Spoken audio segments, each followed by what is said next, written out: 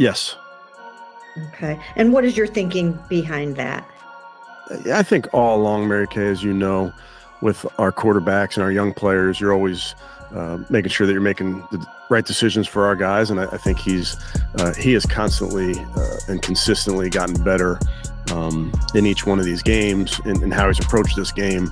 He's still very early into his career, and he would tell you the same. Fans were left speechless when Kevin Stefanski finally gave in and named Shedeur Sanders the starting quarterback for the rest of the season. This wasn't just a coaching decision. It was a public admission. An admission that this kid earned it. Not through hype, not through politics, but through heart, grit, and leadership you can't teach. You could see it on Stefanski's face, the hesitation, the discomfort. When reporter Mary Kay asked if Shedeur was now the starter, that quiet, strained yes slipped out like it burned on the way up. Stefanski looked like a man confessing something he didn't want the world to hear, live on television. And just like that, he tried to clean it up. The same recycled lines, young players, long-term decisions, doing what's best for the team. But fans weren't buying it, not for a second. Everyone watching saw the truth.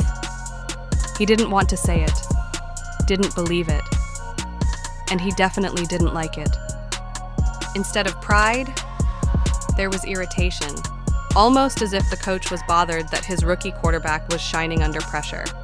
Why does it look like the coach is uncomfortable when his own quarterback succeeds? That's not coaching. That's ego, standing in the way of progress. Then, right on cue, Stefanski went back to his favorite word, improve. He uses it every time Shedeur's name comes up, like he's desperate to keep the kid humble, instead of giving him the respect he's earned. Fans remember something else. He never used that tone with Dillon Gabriel. When Gabriel made mistakes, it was called growth. But when Shedeur reads defenses, commands the field, plays sharp football, suddenly it's about what he needs to improve. No, so what's the difference? What kind of double standard is that? Shedeur Sanders is the reason this team is still afloat, the leader under pressure, the spark keeping the season alive. And yet, he's still spoken about like the weak link. They're saying out loud what Stefanski is too proud to admit. He bet on the wrong guy, he backed the wrong horse. And now, the results are dragging him straight into reality. When a reporter asked if it was a mistake not to start Shedeur earlier, Stefanski's confidence cracked on the spot. He folded faster than a lawn chair. Every word, every twitch, every forced half smile screamed the truth. He knows he messed up, and the world saw it. He didn't defend himself. Instead, he reached for his favorite escape line.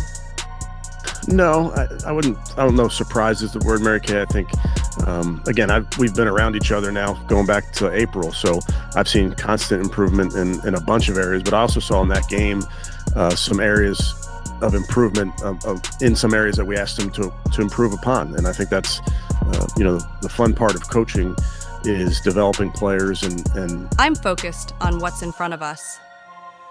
Fans tore that apart instantly. They know what it really meant. He never wanted Shedeur in the first place. He didn't believe in him. He put his faith in Dillon Gabriel, and that gamble exploded, live and in public. Now, he's stuck riding with the same quarterback he tried to bury on the bench, and you can feel the tension every single time he's forced to talk about it. Shedeur Sanders' confidence never cracked. The kid refused to fold, and that's why fans keep asking the real question. If Shedeur is your QB1 now, Kevin, why wasn't he your QB1 when it actually mattered? What does that say about you as a leader? You can see it written all over Stefanski's face. The tension, the discomfort, the frustration, every time Shedeur's name comes up. When a reporter asked if anything about Shedeur's development surprised him, Stefanski froze. No conviction, no clarity, just vague coach speak about areas to improve and continuing to grow.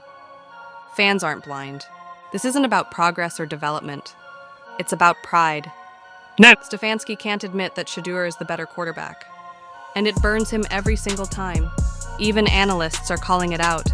saying it kills Stefanski to admit that Shedeur is outperforming Gabriel. And they're right. From the very first snap, Shedeur has looked sharper, quicker, more composed. He's been outplaying Gabriel since day one. And that reality is too heavy for Stefanski's ego to carry. Stefanski hides behind cliches, giving players tools, intentional development, learning patience. Like he's teaching a lesson instead of acknowledging what's right in front of him. But Shedeur doesn't need corporate-sounding excuses. He's already proving he belongs. Commanding the field, making smart reads, leading drives, carrying the entire team on his back. Like he had early on was drifting a lot, and drifting backwards. It seems like he's doing a better job, more consistent job of staying within the pocket, getting out obviously when he needs to, but just how have you seen him grow in that regard in his game?